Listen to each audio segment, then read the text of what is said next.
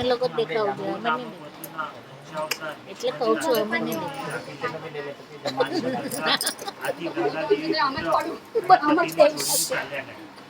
બાળકનું નામ દેવવ્રત રાખવામાં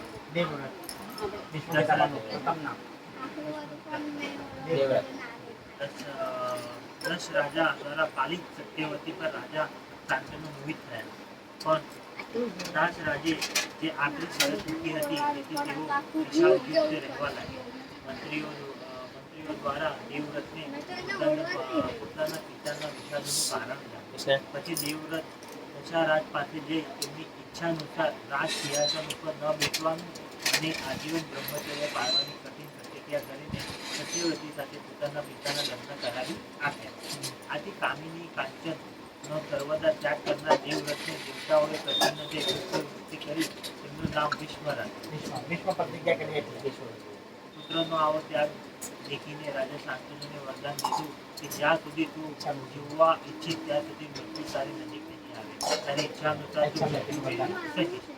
ભીષ્મ વીર યોદ્ધા હતા. તેમનામાં વીરતા, તેજ, ધૈર્ય, કુશળતા, યુદ્ધમાં પીછેહટ ન કરવી, દાન અને ઐશ્વર્ય ભાવ આદિ બધા ક્ષત્રિયો ચિત્ત ગુણો હતા. તેમણે પરશુરામ પાસે શસ્ત્ર વિદ્યા શીખી હતી. તે તેમના વિદ્યાગુરુ હતા. એક સમયે પરશુરામે ભીષ્મને કાશી રાજ્યની કન્યા અંબા સાથે વિવાહ કરવાનું કર્યું ત્યારે ભીષ્મએ તે વાતનો ઇનકાર કર્યો. આથી પરશુરામ અને ભીષ્મ વચ્ચે 23 દિવસ યુદ્ધ થયું, પરંતુ પરશુરામ ભીષ્મને પરાસ્ત ન કરી શક્યા. છેવટે દેવતાઓએ મુક્તિ પડી તેમને સમજાવી યુદ્ધ બંધ કરાવ્યું. કેટલા દિવસ? 23 દિવસ ચાલ્યું.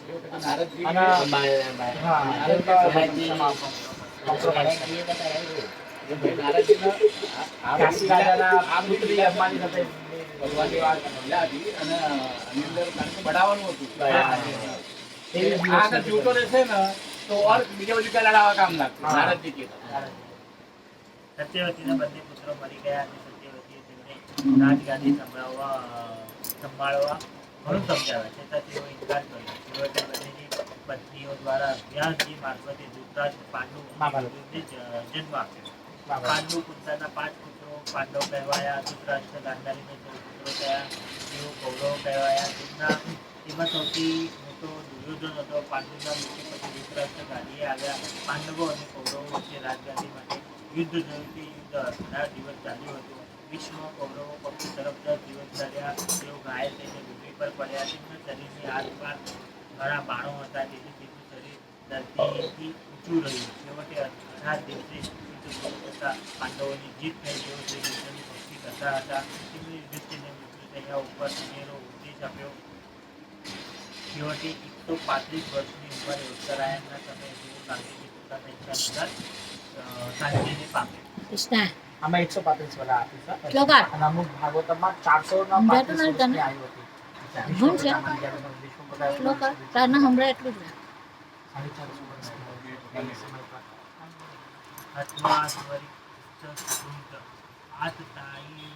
યુધિષ્ઠિરો ધર્મભૂતા વરિષ્ઠ સહાનુજેય સત્યબુદ્ધ ભોજન પથ પ્રવૃત્ત કિંકાર શીતલ.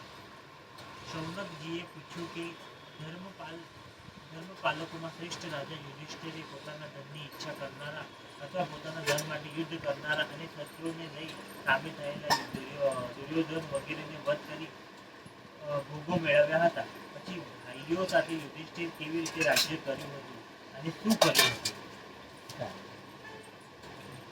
રાજા યુધિષ્ઠિરનું રાજ્ય શાસન. સુતજીએ કહ્યું કે જગતના રક્ષક પરમેશ્વર શ્રી કૃષ્ણ વંશરૂપી વનમાં સર્ગેલા ક્રોધરૂપી દાવાનળથી બચી ગયેલા કુરુવંશને અંકુરિત કર્યો અને યુધિષ્ઠિરને રાજ્ય ઉપર સ્થાપી તેઓ પ્રસન્ન ચિત્તવાળા થયા. આ યુધિષ્ઠિરનું રાજ્ય શાસન.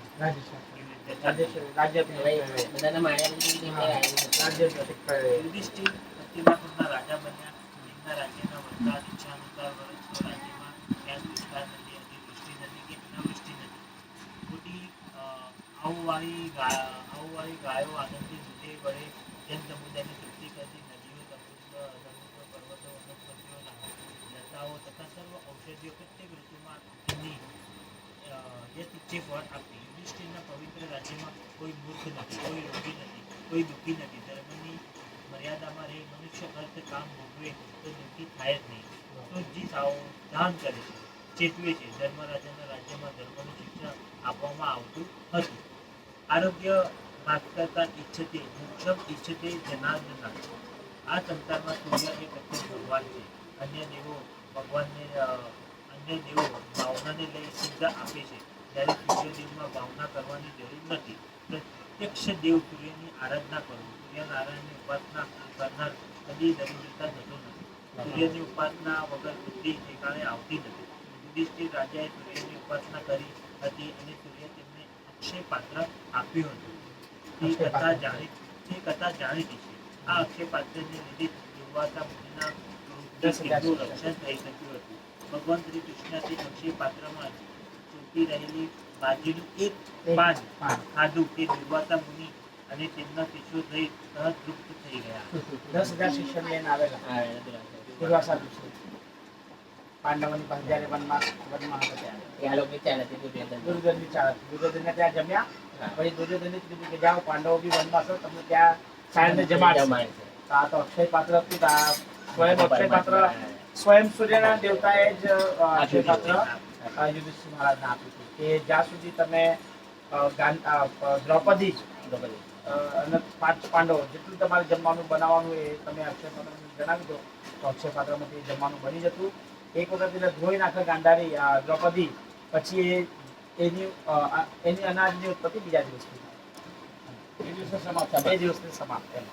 સમય કિદાય પુરુષ પુરાતનોય એક આશીદ વિશેષ આત્મીની અગ્રે ગુણે ભ્યો જગદાન ગણેશ્વરી નિમિલિતાત્મ શ્રીષુ તક્તિષુ. શ્રી કૃષ્ણનું દ્વારકાગમન. હવે ભગવાન શ્રી કૃષ્ણ યુધિષ્ઠિરને ગાદીએ બેસાડી દ્વારકા જવા માટે તૈયાર થયા અને તે માટે સૌની વિદાય લેવા માટે. ભગવાનનો વિરહ કોઈનાથી સહન થતો નથી. શ્રી કૃષ્ણ જતા જાણે પોતાના આત્મા જ ચાલ્યા જતો હોય તે વિષાદ પાંડવો અનુભવી રહ્યા હતા. દેવકી પુત્ર શ્રી કૃષ્ણ ઘરેથી નીકળ્યા ત્યારે દરેક સ્નેહીજીનો શોકને હૃદયમાં સંગ્રહી રાખ્યો હતો. તેઓ અમંગળ ન થાય એવા કારણોથી આંસુને બહાર પાડવા દેતા નહોતા. સૌએ શ્રી કૃષ્ણને વિદાય આપી. મૃદંગો, શંખો, બેરીઓ, વીણાઓ, ઢોલ, રણશિંગા, ઝાલરો, ઢોલકીઓ, ઘંટીઓ, નગારા વાગવા લાગ્યા. પૂર્વ દેશની સ્ત્રીઓ શ્રી કૃષ્ણના દર્શનાર્થે મહેલના શિખરો ઉપર ચડી શ્રી કૃષ્ણ ઉપર પુષ્ટિ વર્ષા કરવા લાગી. બોલો કૃષ્ણ કનૈયા.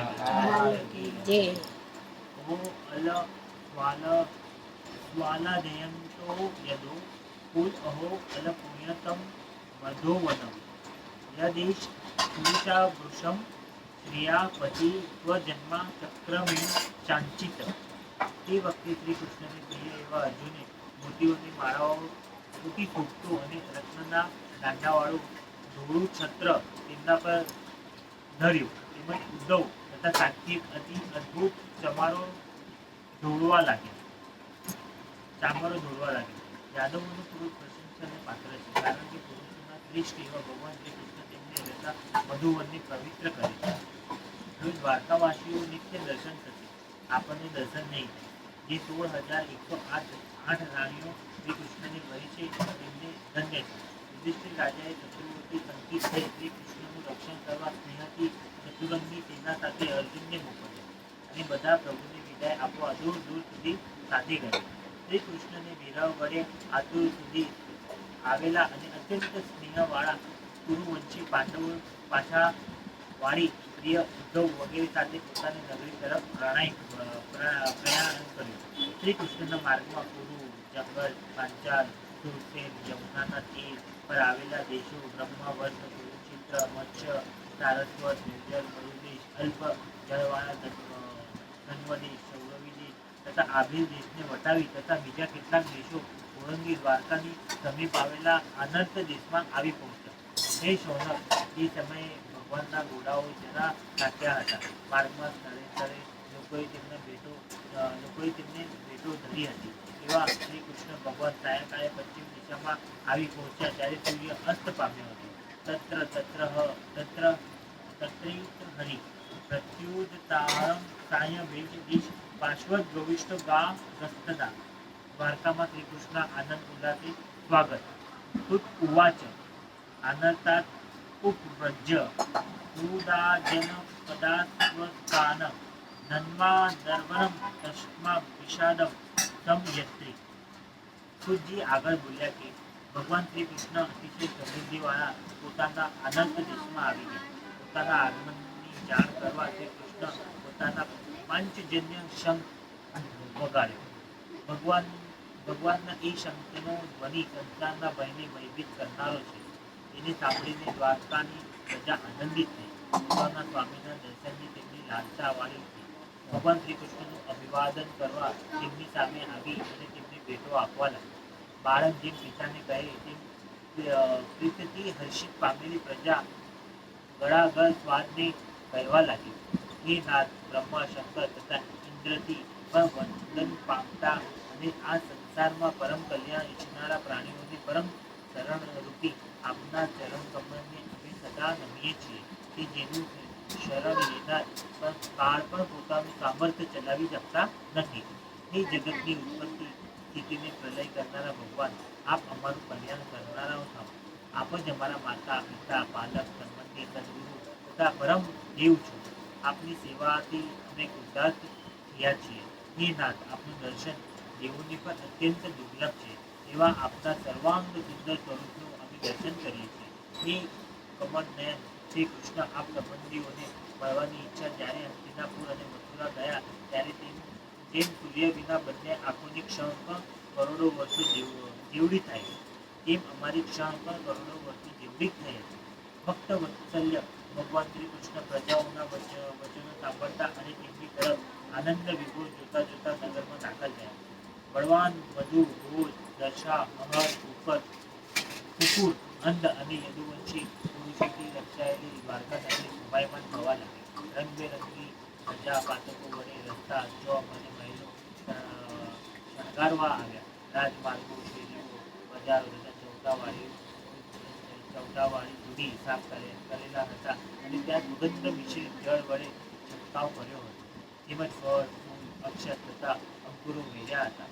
વળી મકાનોને બારણે દહીં, અક્ષત, ફળો તથા શેરીઓ અને કળશો, ભગવાનની વસ્તુઓ, ધૂપ તથા દીવાઓની નગરી શણગારેલી હતી. સૌ નગરજનો, કુટુંબીઓ અને રાજકુમારોનું સ્વાગત કરવા લાગ્યા. મંત્રોચ્ચાર કરતા બ્રાહ્મણોને આગળ કર્યા. મંગળવાદો વાગવા લાગ્યા અને સૂચક હાથીઓ રંગારીને સાથ લઈ શ્રી કૃષ્ણની સામે ગયા. ભગવાન શ્રી કૃષ્ણ પણ ત્યાં પોતાની સામે આવેલા બંધુઓ તથા નગરવાસીઓને યથોચિત મળી સર્વનું સન્માન કર્યું. નગર નારીઓએ ભગવાનને પુષ્પના વરસાદ વરસાવીને વધાવ્યા. ભગવાને કોઈને મસ્તક નમાવી, કોઈને વચનથી નમસ્કાર કરી, કોઈને ભેટી, કોઈના હાથનો સ્પર્શ કરી, કોઈને મંદ હાસ્યથી, કોઈને સદગુણ જોવાથી, કોઈને અલપદાન આપીને, કોઈને ઈચ્છિત વરદાનો આપીને લોકોનું સન્માન કર્યું. તેમણે પણ ગુરુજનોને, બ્રાહ્મણો, સ્ત્રીઓ સહિત વૃદ્ધ પુરુષો અને બીજા બંદીજનોને આશીર્વાદ મળ્યા. ભાગવતકારે ભગવાનના નગર પ્રવેશનું વર્ણન સુંદર શબ્દાવલી અને ઉપમા વડે કર્યું છે. બોલો કૃષ્ણ.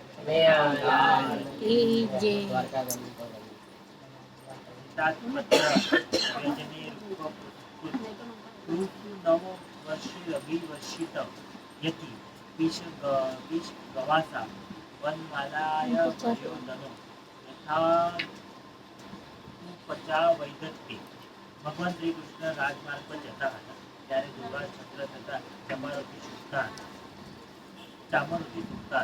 ચારે તરફથી તેમના પર પુષ્પવૃષ્ટિ થતી હતી. બંને બાજુ ધોળા છત્ર તથા ચામરોથી છૂટતા હતા. વૃક્ષ સ્થળે વનમાળા હતી. તેથી આકાશમાંના સૂર્ય, ચંદ્ર, નક્ષત્ર, મેઘધનુ અને વીજળીઓ શોભતા તેમાં મેઘ જેવા લાગતા હતા. શ્રી કૃષ્ણ પોતાના માતા પિતાના ઘરમાં પ્રવેશ કર્યો. તે તરત તેમની માતાએ તેમને ભેટી પડી. તેમણે સાતેય માતાઓને વંદન કર્યું.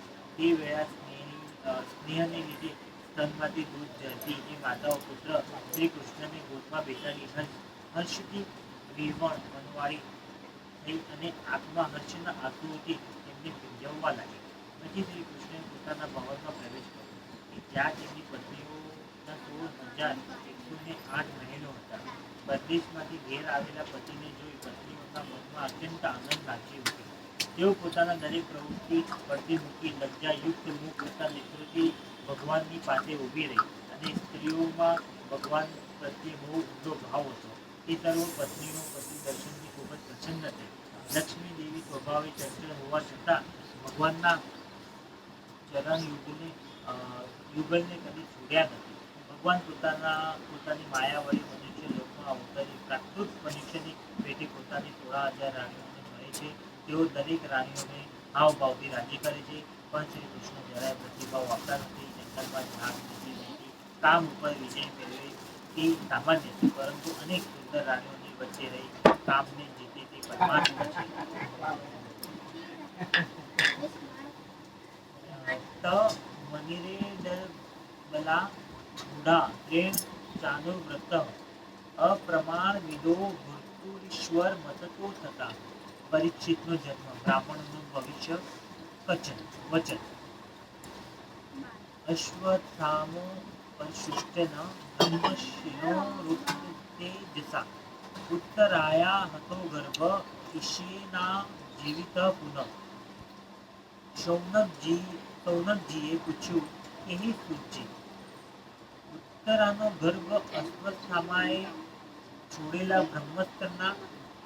બ્રહ્મસ્ત્રના મહાન તેથી નાશ પામ્યો હતો, પણ શ્રી કૃષ્ણ ભગવાને ફરી તેને જીવાડ્યો હતો. શ્રી કૃષ્ણની કૃપાથી બચી ગયેલા આ પરીક્ષિતનો જન્મ તથા કર્મ એમને કહો.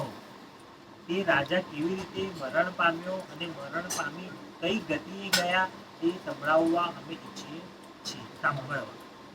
સુતજી બોલ્યા કે હે સૌનક, ઉત્તરના ગર્ભમાં રહેલા તે વીર બાળક પરીક્ષિત જ્યારે અશ્વત્થામાના બ્રહ્મસ્ત્રના તેજથી બળવા લાગ્યો તે વખતે તેણે એક અંગૂઠો જેવડો નિર્મળ જ્યોતિર્મય પુરુષ જોયો. એના મસ્તક પર સોનાનો મુકુટ, વીજળી જેવા વસ્ત્રો, સુંદર લાંબા 4 હાથ, કાનોમાં તપાવેલા સુવર્ણ જેવા દેદીપ્યમાન કુંડળ અને હાથમાં અગ્નિ સમાન ગદા લઈ તેને ચારે બાજુ ઘુમાવતા તેઓ પોતાની પરીક્ષિતની આજુબાજુ ફરી રહ્યા હતા. જેમ સૂર્ય હિમનો નાશ કરે તેમ તે પુરુષ પોતાની ગદા વડે અસ્ત્રના તેજનો નાશ કરતા હતા. આ તેજનો નાશ કરી 10 મહિનાના પરીક્ષિતના દેખતા જ અદ્રશ્ય થયા. પછી અનુકૂળ શુભ ગ્રહોમાં પરીક્ષિતનો જન્મ થયો. રાજા યુધિષ્ઠિરે ધૌમ્ય, કૃપાચાર્ય આદિ બ્રાહ્મણો દ્વારા પુણ્યાહ વાચન કરી તેમના જાત કર્મ સંસ્કાર કરાવ્યા અને બ્રાહ્મણોને પુષ્કળ દાન આપ્યું. જ્યોતિર્વિદ બ્રાહ્મણોએ બાળકનું ભવિષ્ય કહી સંભળાવ્યું. ભગવાન વિષ્ણુએ તેનું રક્ષણ કર્યું, એટલે રાજકુમારનું નામ વિષ્ણુરાજ પાડવામાં આવ્યું. આ બાળકનો જન્મ થયો એ જન્મતા વેદ ચારે તરફ જોવા લાગ્યો. માના પેટમાં મને ચતુર્ભુજ સ્વરૂપે જે પુરુષ દેખાતા હતા તે ક્યાં છે? ધરતી પર આવ્યા પછી પરીક્ષિત ભગવાનના તે સ્વરૂપને શોધતા હતા, જેથી તેનું નામ પરીક્ષિત પડ્યું. પરીક્ષિત ભાગ્યશાળી છે, એ માતાના ગર્ભમાં જ પરમાત્માના દર્શન કર્યા. ભગવાને બતાવ્યું ભગવાન જ્યારે અશ્વત્થામા જ્યારે છોડે છે બ્રહ્માસ્ત્ર, ભગવાન સ્વયં ભગવાનની કૌમુદીની ગદા અને સુદર્શન ચક્ર આ બંનેથી એમણે બ્રહ્માસ્ત્રનું સમન કર્યું. મેં લેક્ચરમાં સાંભળ્યું હતું. તો કૌમુદીની ગદા અને સ્વયં ભગવાનનું સુદર્શન ચક્ર આ બંને અસ્ત્ર વડે બ્રહ્માસ્ત્રનું સમન ભગવાને પુત્રના ગર્ભમાં પરીક્ષિતના રક્ષણ માટે બ્રહ્માસ્ત્ર એવું હતું, બ્રહ્માસ્ત્ર એના શબ્દ વડે જેના નામથી છોડ્યું હોય ને એને મારીને દેખાય અને એને મારીને જ પાછું આવે અને બીજા સૂર્ય જેવું હોય. જેનું નામ નહીં છોડ્યું એને એને કીધું એમના ગુરુજીને પૂછ્યું હતું બ્રહ્માસ્ત્ર. એમને કીધું સૂર્ય કેટલો તાપ આપે એવી રીતે જે વ્યક્તિ નામ છોડ્યું એને જલન થાય. એટલે જેટલો સમય મળ્યો વતરાને પાસે પ્રાર્થના કરવાની એને ખબર પડી ગઈ કે બ્રહ્માસ્ત્રમાં છોકરા પર છોડ્યું. બરાબર. એવી રીતે કે બ્રહ્માસ્ત્રનું છે એવી રીતે નારાયણ અસ્ત્ર પણ આવે. તો નારાયણ અસ્ત્ર આવે. હવે મહાભારતમાં નારાયણ અસ્ત્ર છોડ્યું હતું કોઈએ, તો નારાયણ સ્વયં ભગવાન કૃષ્ણ છે. તો નારાયણ અસ્ત્ર આવે એટલે એને પ્રણામ જ કરી લેવું પડે. પ્રણામ ન કરે તો જે પ્રણામ નથી કરતું એના તો એનું મસ્તક છેદન કરી નાખે. હવે ભીમ કહે છે કે હું શાની માટે પ્રણામ કરું, કે છે કોઈ અસ્ત્રના, હું ક્ષત્રિય યોદ્ધા હતો. ભગવાન સ્વયં અર્જુનના રથમાંથી કૂદી મારીને ભીમના રથમાં જાય છે અને ભીમને નીચે પાડીને પ્રણામ કરાવે છે. બોલો, તો નારાયણ અસ્ત્રનું પણ મહત્વ છે કે નારાયણ અસ્ત્ર ચૂક્યો હતો એને આપણે સાચે નરવણ પ્રણામ કરી જ લેવા પડે, નહીતર પછી એ આપણા મસ્તક નહીતર છીનવી જાય. પ્રશ્ન પછી બીજી કથાનું આયોજન થાય હા હા કે જ્યારે મચ્છવેદન થાય છે ને, ત્યારે બ્રહ્માસ્ત્ર પછી નારાયણ અસ્ત્ર અને નાગપાશ શસ્ત્ર આવે છે, અગ્નિ અસ્ત્ર, અને શંકરનું વર્ષા, ત્રણ એક ઓલો બતાવ્યા છે. તો એ વડે કારણ કે જે મચ્છાની જે નેત્ર હતી ને, તો એના સાંધવવા માટે ત્રણેય શક્તિનું આગમન થાય છે. મતલબ અર્જુનજી યાદ કરે છે અને સંધાન કરે છે એની પર, બાણની પર ત્રણેય ત્યારે એના 3 ટુકડા થાય છે. બાણના એક ટુકડો એ છે કે મચ્છની આંખનો વિરોધ કરે છે, છેદન કરી નાખે. બીજી એના ઉપરથી એના જે 2 ભાગ કરે છે અને ત્રીસરી ઉપરથી નાખે છે. ત્યાં 3 શક્તિ છે ઓલું બતાવ્યું છે. ત્યારે એ મચ્છવેદન થાય છે. જેવા તેવાનું તો ત્યાં ઉપર કામ જ નથી, પણ હા ભગવાનના આમના અર્જુનજીના હસ્તે મચ્છવેદન કરાવવાનું હતું, એટલે માટે ભગવાને બધા લોકો સાઈડમાં કાઢી નાખ્યા. બધા પેટ પૂછતા હતા ને જમવા માટે કે આવા કાલે તો જેમ તેમ કરીને ચલાવ્યું, પણ આવા આજે કેવી રીતે ચાલશે? તો કે આપણે શું કરવું જોઈએ? તો ચાલો કે આપણે લોકો ગંગાજીના કિનારે જઈને કે આપણે શું કરવાનું? કે આપણે કાંઈ નહીં કરવાનું. તો યુધિષ્ઠિરે કીધું આપણે બધા હાથ જ જોડવાના, કાલે આપણે બીજું કાંઈ કરવાનું નથી. ચારે ભાઈ હાથ જોડે છે, ભીમ પેટ ફૂટે છે.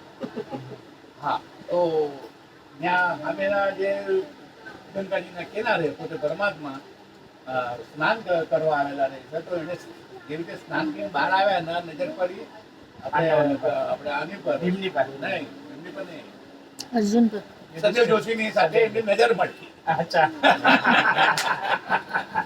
સદેવ જોશીની નજર મળી અને ભીમ પેટ ફૂટ્યું. બધાને નજર તો લાગી ગઈ ભગવાનની કે 5 પાંડવો એમ થઈ ગયા. પછી ભગવાને સદેવ જોશીને આમ કર્યું કે તમે આમ નીકળી જાઓ બસ. સદેવ જોશીએ કીધું યુધિષ્ઠિરને કે ભાઈ હવે આપણે ઘરે ચાલો, પણ યુધિષ્ઠિરને વિશ્વાસ કરો સદેવ જોશી પર કે સદેવ જોશી મારું ખોટું બોલે નહીં. તો ચાલો કે છે ભીમભાઈ, અરે કે કોઈ કાંઈ કીધું નથી, કાંઈ નહીં ને કે સદેવ જોશી કે ચાલો કરે તો આપણને ખવડાવશે કોણ કરે? કે સર ચાલો ભાઈ તો જમવાનું આવશે, કાંઈ ને કાંઈ પરમાત્મા કાંઈ ને કાંઈ મોકલાવશે. અરે કે કોઈ કાંઈ કીધું નથી, જો કે નહીં મોકલાવશો તો હું તને મારી જ પકડી. ભીમભાઈ સદેવ જોશી ને ભીમ કહે છે કે જો કોઈ કાંઈ ખાવું ન મોકલાવ્યું તો હું તને પકડી મારી જ કે પહેલા તો યુધિષ્ઠિર કે ચાલો તો ખરો ત્યારે સદેવ જોશી કહી રહ્યા છે એટલે સારશે.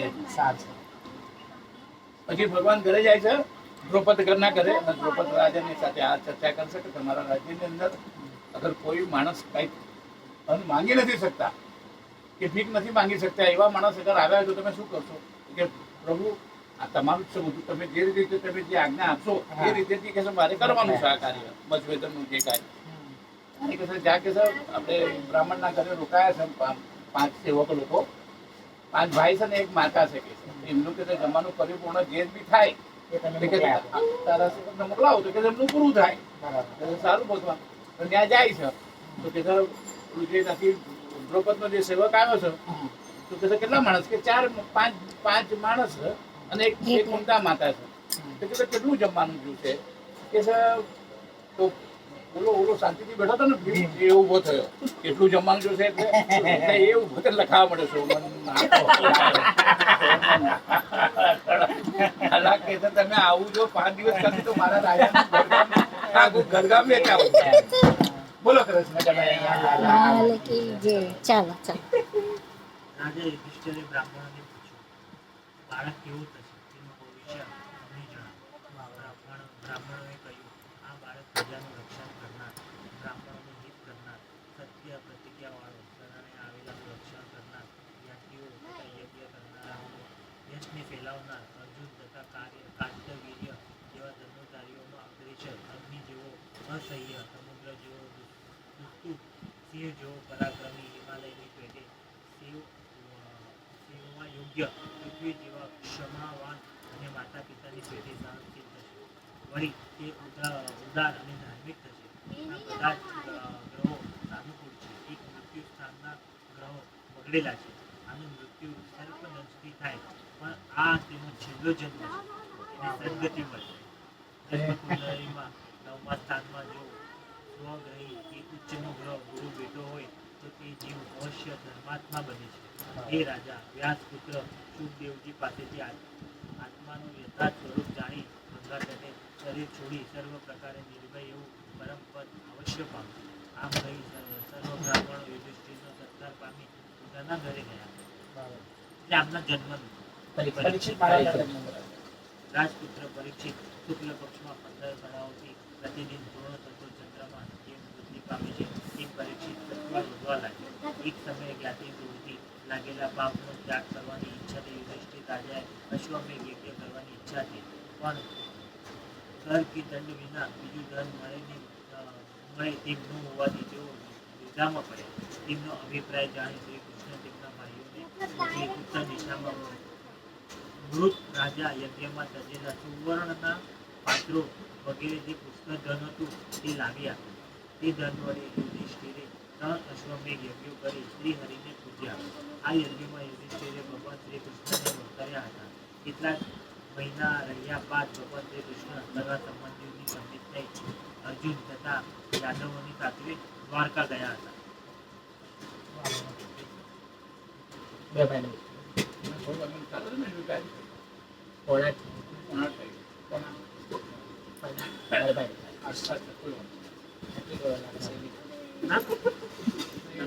વાંચવાનું મરાઠીમાં કઈ અચ્છા, મરાઠીમાં વાંચો. તો મરાઠી ભાગવત આવતો. તો હમણાં લોકોને કઈ નહીં સમજે. પર જશે બધું.